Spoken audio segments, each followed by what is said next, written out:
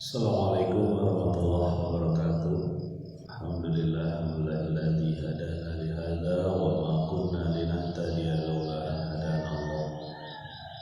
Asyhadu an la ilaha illallah wa asyhadu anna Muhammadan abduhu wa rasuluhu la nabiyya ba'da.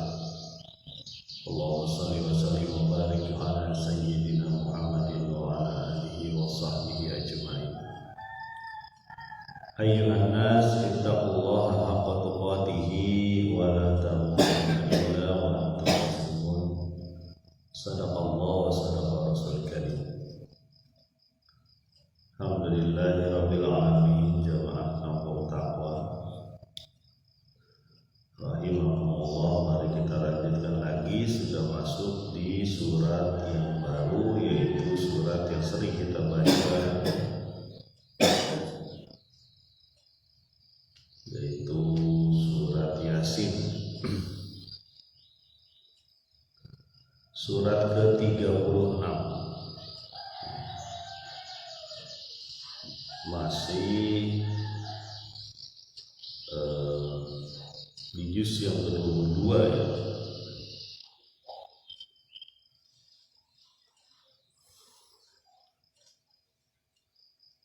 Surat ini sering dibaca kaum muslimin ya, terutama di Indonesia dan negeri-negeri Nusantara ya. Biasanya di malam Jumat ya.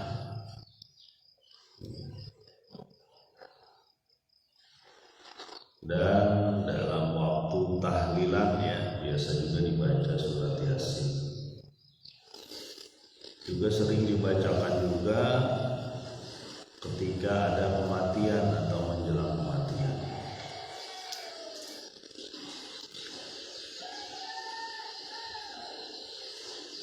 Surat Yasin adalah surat Makkiyah, surat yang diturunkan sebelum hijrah Nabi SAW ke Madinah. Dan sudah bisa ditebak bahwa surat-surat Makkiyah adalah surat yang kuat dari sisi akidah,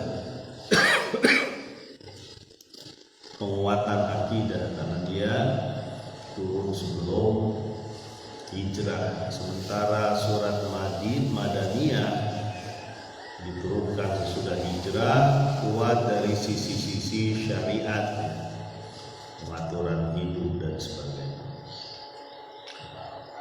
Kalau kita lihat di surat Yasin ini pun seperti itu ya. Yang pertama-tama itu dikuatkan bahwa Rasulullah pada jalan yang benar, bahwa Rasulullah Nabi Muhammad SAW adalah bagian dari nabi-nabi yang diturunkan oleh Allah Subhanahu wa Ta'ala. Kemudian bagian-bagian surat Yasin juga ada mengenai orang-orang yang mendustakan Nabi dan Rasul. Dia tidak mau mengakui Nabi dan Rasul. Di bagian surat Yasin juga disampaikan orang yang mengingatkan kepada orang yang lalai bahwa sesungguhnya itu adalah Rasul. Ayo kita beriman kepadanya, beriman kepada orang yang tidak mengambil upah ya, untuk menyeru kepada Allah. Surat Yasin juga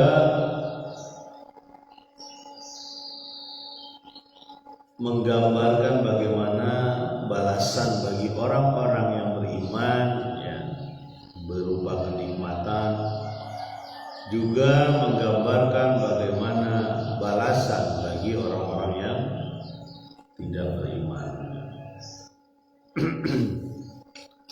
Juga digambarkan di dalam surat Yasin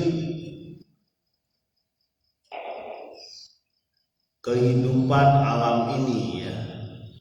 Ada bulan, matahari yang berjalan menurut kehendak Allah Subhanahu wa Ta'ala.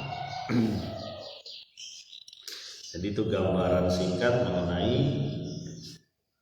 surat Yasin, dan memang surat Yasin itu pendek-pendek itunya ayatnya ya. Berbeda dengan Fatir sebelumnya ya.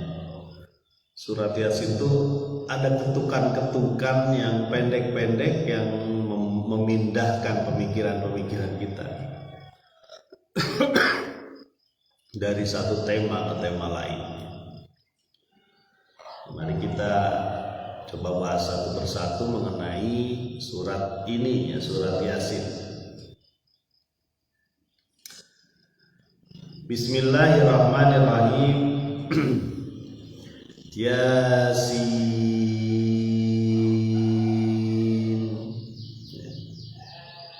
Allah memulai dengan dua huruf ya, huruf ya dan huruf sin.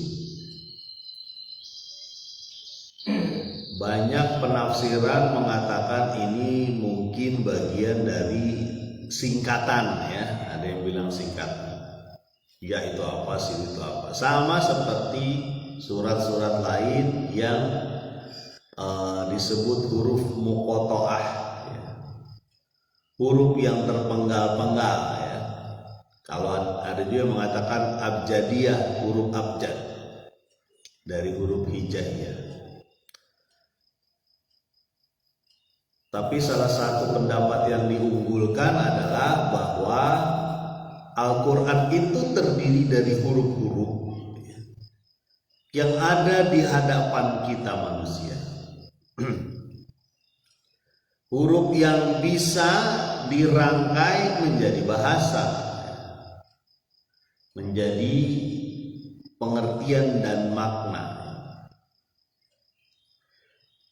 Tetapi Al-Quran ini tidak bisa dibuat oleh manusia ya.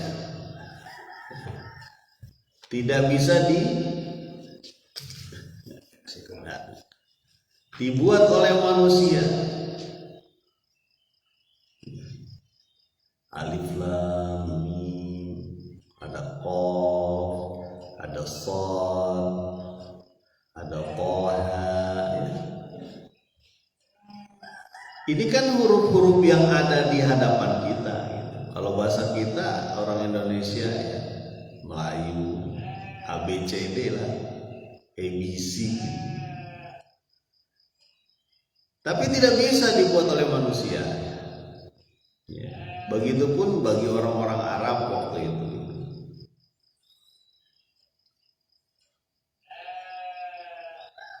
Makanya betapa terlihat mukjizat dari Al-Quran itu dari penyebutan huruf ini aja udah kelihatan ya.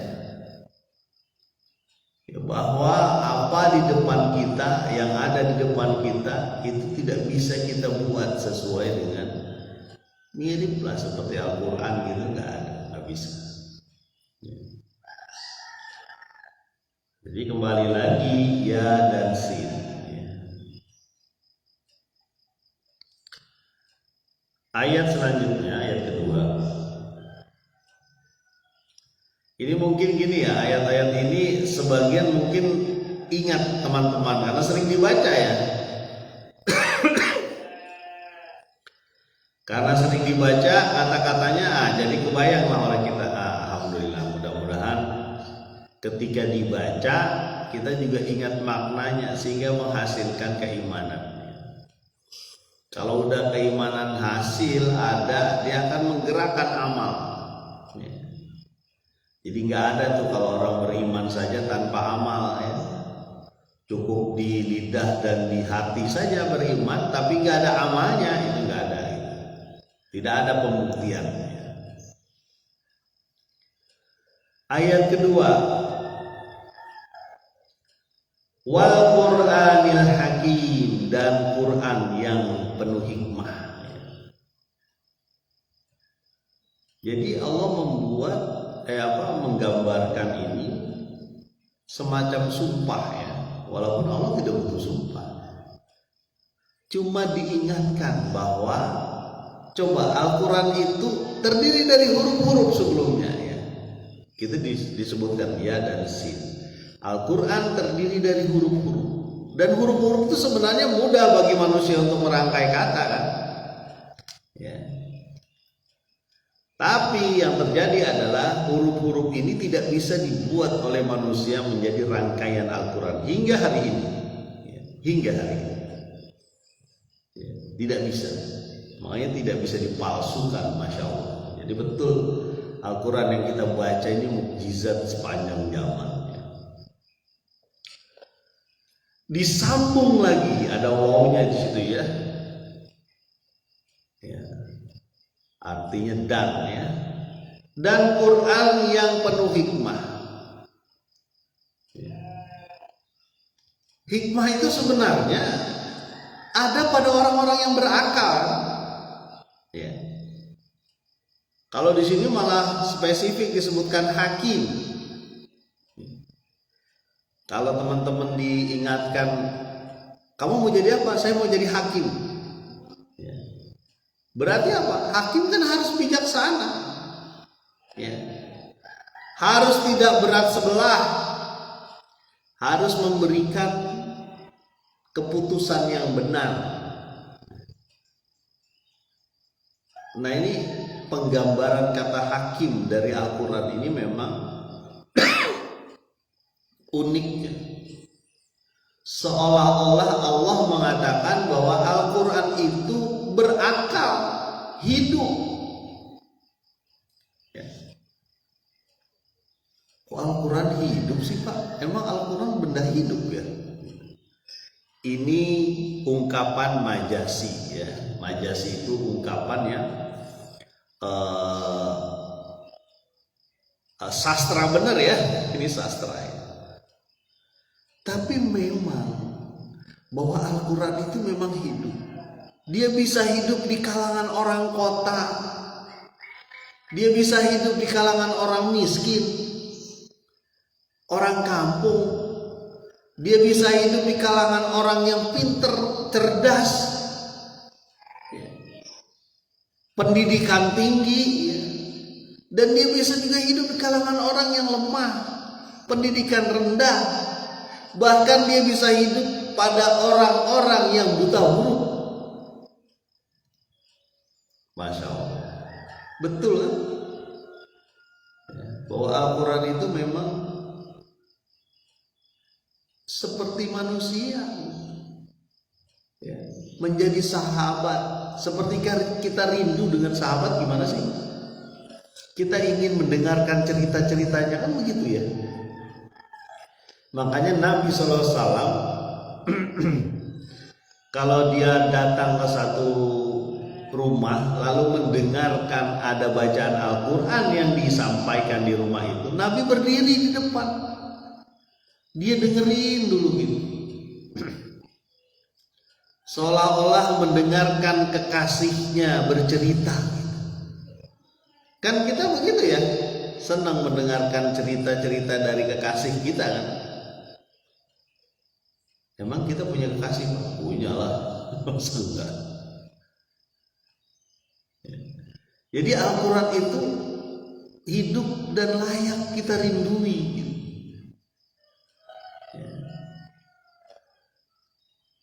Menjadi bagian dari solusi atau pemecahan masalah kita ya Al-Quran.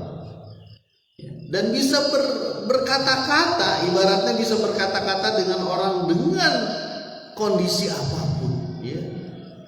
Kenapa saya bilang begitu? Saya ingat ada orang-orang yang spesial need ya, orang yang butuh perhatian khusus tapi bisa menghafal Quran ya. Bahkan ada yang buta bisa hafal Al-Quran ya. Enggak kebayang oleh saya. Dan betapa kita sangat lemah ya untuk itu.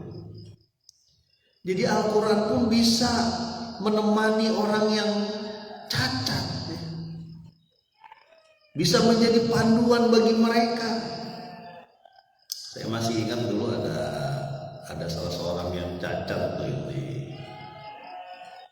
Cacat yang ketika sholat berjamaahnya rajin gitu.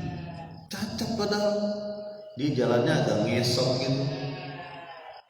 Tapi sholat berjamaahnya dia datang. Ada di Facebook apa di mana saya lupa tuh, di YouTube apa di mana. selama sekian puluh tahun dia tetap jalan ke masjid, padahal dia berjalan dengan dua tangannya dan kaki yang diayun gitu. Coba kalau kita lihat, berarti Al-Quran itu memang hidup.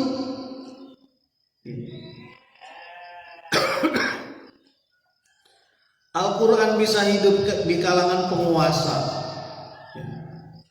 karena penguasa yang zolim bisa jadi beriman dengan Al-Quran itu. Bisa tadinya menyembah matahari, bisa jadi menyembah Allah. Mungkin gitu ya. Karena ada beberapa orang-orang yang masih menyembah benda-benda.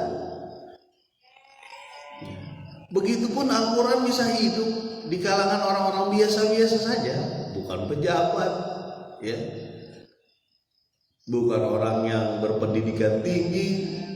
Ya. Dan coba kita lihat ya, kemarin saya dapat ini.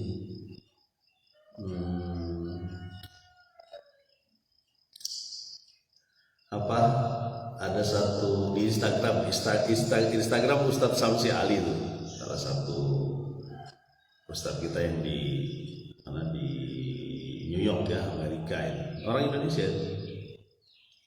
Saya ngikutin ini dia karena banyak kisah-kisah yang menarik ya, bagaimana orang-orang bisa memeluk Islam. Salah satunya adalah ya, seorang wanita Jepang. Ya, seorang wanita Jepang memeluk Islam, ya, dia tertarik dengan Islam. Salah satunya yang dibawa oleh orang berbahasa Arab, tidak disebutkan tuh orang Arabnya dari daerah mana ya. Nah, orang Jepang itu, perempuan Jepang itu masuk Islam, ya. Sama temennya lah kira-kira, temennya orang berbahasa Arab, orang Arab gitu, bahasa Jepangnya juga boleh susah gitu. Sementara orang perempuan yang Jepang yang masuk Islam ini, muslimah yang masuk Islam ini, ya, itu nggak bisa bahasa Arab dan nggak bisa bahasa Inggris. Kemudian Ustadz Samsi Ali bilang, kamu saling suka berdua gitu. Iya, kata mereka gitu. Kan Ustadz Samsi Ali bisa ya bahasa. Kemudian ya saya harus sampaikan ini karena bagus ceritanya Ustadz Samsi Ali. Kemudian, kamu ada rencana menikah? Iya, kata mereka berdua nih.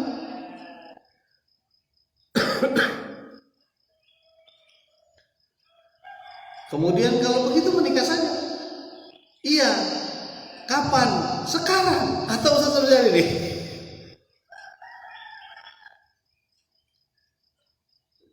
Iya. Akhirnya ya mereka menikah.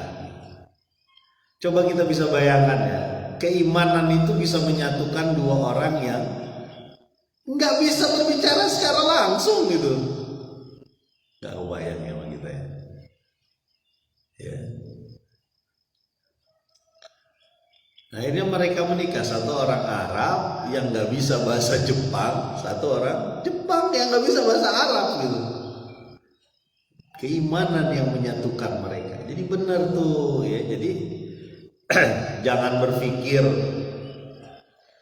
masalah suku, jangan. Kita yang berpikir adalah masalah iman, bukan suku. Ya. Keimanan. Kalau suku itu bagian dari keragaman yang Allah berikan. Ya. Kan ada yang fanatik tuh ya. Fanatik banget. Saya mah nggak mau orang ke suku dia. Suku itu mah orangnya hancur semua. Jangan begitu. Ya. Manusia di mana-mana sama. Suku apapun, warna kulit apapun sama. Ya. Mereka butuh bimbingan. Ketika dia dapat bimbingan yang benar, dapat hidayah dari Allah Subhanahu wa taala, suku apapun, ya, warna kulit yang manapun, bentuk tubuh seperti apapun bisa menjadi baik. Ya, bisa menjadi hebat. Makanya kalau ada calon mertua nanyain gitu, kamu sukunya apa sih? Ah, malas saya sama suku itu, saya punya pengalaman sama suku itu parah. Jangan begitu, setiap orang beda-beda. Ya, setiap orang beda-beda. Makanya suku, warna kulit, kampung, ya, negeri, desa dan sebagainya jangan dijadikan alasan untuk menjadi hubungan yang baik atau tidak baik. Jangan, bukan. Kadang-kadang kan begitu, wah ini mau kampung ini nggak benar semua. Jangan kita yang nggak benar ya. Gitu. Ya. Karena Nabi Muhammad SAW itu nggak mikirin suku. Kalau dia mikirin suku, saya mau orang Arab aja. Dia nggak mau lah ngirim ke Najasyi surat, kirim ke Heraklius yang Romawi, kirim ke Maukakis yang di Mesir. Enggak lah. Oh, saya mau orang Arab aja, supaya orang Arab aja yang masuk surga gitu. Enggak. Nabi mengirimkan ke banyak tempat. Tak. Kamu kirim ke sana, kirim suratnya, kasih tahu, masuklah engkau Islam. Kirim ke sana lagi, kirim ke orang Negro Najasyi orang Negro, Negus dari Ethiopia. Kirim ke orang putih Romawi sana tuh, masukin ke Heraklius. Kirim ke Mesir, kirim ke Yaman. Ya. Makanya saya masih ingat tuh salah satu ustadz dulu menyebutkan saya lupa, pemimpin pesantren Ahsanul Amal ya, masih ingat dulu muda. Dulu masih SMA. Saya lupa nama ustadz, orang daerah Jakarta Selatan, Depok. Kita kadang-kadang suka terpengaruh dengan nasionalisme sempit katanya. Apaan sih nasionalisme sempit? Saya juga baru dengar itu. Ada tuh yang disebut nasionalisme sempit. Jadi menganggap dirinya, menganggap kampungnya ataupun negaranya saja yang benar. Yang lain tuh nggak benar dan nggak usah diurusin. Gitu. Ya, Sirojudin ya, Ustaz Sirojudin. Mudah-mudahan saya nggak tahu kabarnya gimana. Daerah Ciganjur ngerti itu, Ciganjur ya kalau Selatan. Kenapa? Ketika kita membela Palestina, ngapain belain jauh-jauh gitu? Kita di sini juga banyak masalah. Itu namanya nasionalisme sempit. Ya, cinta pada tanah air tapi sempit tanah airnya aja. Padahal banyak orang yang perlu dibantu di luar dia juga. Ya, jangan seperti itu. Bolehlah kita namanya kita lahir di mana, kita mencintai tanah ini boleh aja. Tapi jangan menyempitkan diri gitu. Itu kan menyempitkan diri. Ya. Seolah-olah biarin aja kampung saya aja yang maju, yang lain gak usah maju gitu. Nauzubillah. Jangan begitu kawan. Padahal kalau kita ingin semua orang maju, semua orang berbuat kebaikan, semua orang masuk surga, kitanya juga yang senang. Ya. Iya, kita lanjutin lagi ya. Kembali ke ayat 2 surat Yasin. Wal Qur'anil Hakim. Ya. Al-Qur'an ini adalah penuh hikmah. Bahkan disebutkan di situ hakim. Quran itu hidup. Quran itu kita rindui. Ya. Dan semua manusia bisa merindui itu. Karena memang wajar kalau dirindukan. Ayat ketiga surat Yasin. Innaka laminal mursalin. Sesungguhnya engkau adalah bagian dari nabi-nabi. Innaka. Maksudnya apa? Engkau ya Rasul. Ya. Jadi ayat pertama tentang huruf-huruf Al-Quran, ayat kedua tentang Al-Quran itu sendiri, ayat ketiga tentang yang membawa Al-Quran siapa? Nabi Muhammad SAW, bahwa dia adalah Nabi segaris dengan Nabi-Nabi lain, mursalin. Bahwa Nabi Muhammad memang diutus oleh Allah Subhanahu Wa Taala bersama Al-Quran. Ya. Al-Quran wahyu, sementara manusianya yang diutus adalah Nabi Muhammad SAW. Ya.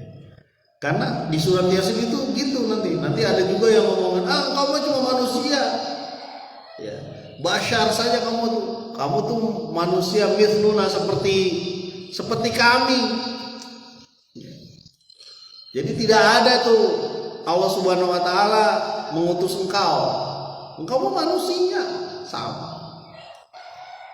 Jangan lupa yang disebut nabi itu memang manusia, tapi ada kelebihan dia bahwa dia diberikan wahyu. Ya. Di ayat ketiga ini ditegaskan bahwa innaka, sesungguhnya engkau ya Muhammad adalah mursalin, bagian dari nabi-nabi yang diutus oleh Allah Subhanahu Wa Taala. Ya. Kan tuduhannya begitu ya. Dia mah gila, dia mah tukang sihir. Itu yang dia sebut sebagai Quran itu syair-syair aja, itu sama seperti syair asatirul awalin kita. Asatirul awalin itu artinya dongeng orang-orang dahulu aja. Bahkan dituduh bahwa Muhammad itu mengambil kisah-kisah itu dari seseorang lalu disampaikan. Jadi kalau kita lihat, ini adalah penegasan dari Allah Subhanahu Wa Taala bahwa Muhammad SAW itu betul mursalin, diutus, dan dia membawa Al-Quran. Ya. Dan jangan lupa ya bahwa Al-Quran itu memang daya tariknya itu kuat. Ya, magnetnya itu begitu kuat sehingga teman-teman Abu Jahal dan kawan-kawan itu malah pengen mendengarkan Al-Quran. Tetapi tidak cuma gaya suaranya ya yang keluar dari ketika orang membaca Al-Quran, tetapi maknanya. Itulah yang terjadi pada Umar bin Khattab. Ya. Ketika sudah menggampar Fatimah, adiknya, ya, mungkin sampai berdarah digampar, lalu dibacakan surat Toha, ya. Disebutkan bagaimana Al-Quran itu, ya, terpengaruh dia, ya, dengan maknanya sekaligus. Jadi bukan cuma dengan bacaannya, dengan maknanya. Sampai seperti terpengaruhnya seorang kepala suku yang diharapkan keislamannya oleh Nabi Muhammad SAW, ya. Salah satu ayat yang dibaca oleh Nabi Muhammad SAW ke kepala suku tersebut, Innallaha ya'muru bil adli wal ihsan wa ita'i dzil qurba wa yanha 'anil fahsya'i wal munkari wal baghi. Sesungguhnya Allah, ini sering kita dengar waktu salat Jumat ya, menyuruh engkau berbuat adil dan berbuat baik, ihsan, dan mengakrabi atau menyantuni orang-orang karib kerabat.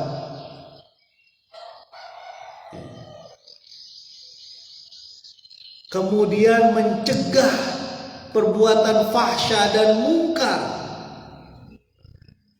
Ya. Ketika mendengar ayat itu, ya, kepala suku ini bilang, ya ini perkara yang ya tidak disukai raja-raja, bahkan bilang gitu ya. Karena perkara ini kan benar. Sebagian raja menindas pada saat itu. Ya. Makanya supaya berbuat adil, berbuat baik. Ya. Makanya maknanya itu pengaruhnya luar biasa. Ya. Itu Al-Quran. Ditambah lagi, ya, pribadi Rasulullah SAW. Ya. Bukunya bagus tuh, Syama'il Muhammadiyah. Ya. Karangan Imam Jalaluddin Suyuti kalau nggak salah ya. Bagaimana kepribadian Nabi SAW, kepribadian Al-Amin, kepribadian yang dipercaya, ya. Kepribadian yang menyejukkan, ya. Dia berperan sebagai pemuda, ya. Dia berperan sebagai ayah, dia berperan sebagai pemimpin perang, dia berperan sebagai suami yang tidak segan-segan membantu pekerjaan istrinya, ya. Dia berperan sebagai kakek yang dengan nyamannya ditunggangin ketika sholat, tidak merasa terganggu, bahkan menambah waktu sujudnya ketika Hasan dan Husain main kuda-kudaan. Jadi gak kebayang oleh kita, ya, menambah rindu kita kepada khuluquhul Quran. Siapa? Rasulullah SAW. Ya, bahwa Rasulullah adalah akhlaknya adalah Al-Quran. Al-Quran berjalan. Bagaimana kita merindui Quran, begitupun merindui pembawanya, yaitu Nabi Muhammad SAW. Dan itu kita yakin bahwa dia adalah mursalin, bagian dari nabi-nabi. Mudah-mudahan sampai di situ dulu ya. Subhanakallahumma wa bihamdika asyhadu an la ilaha illa anta astaghfiruka wa atubu ilaik. Assalamualaikum warahmatullahi wabarakatuh.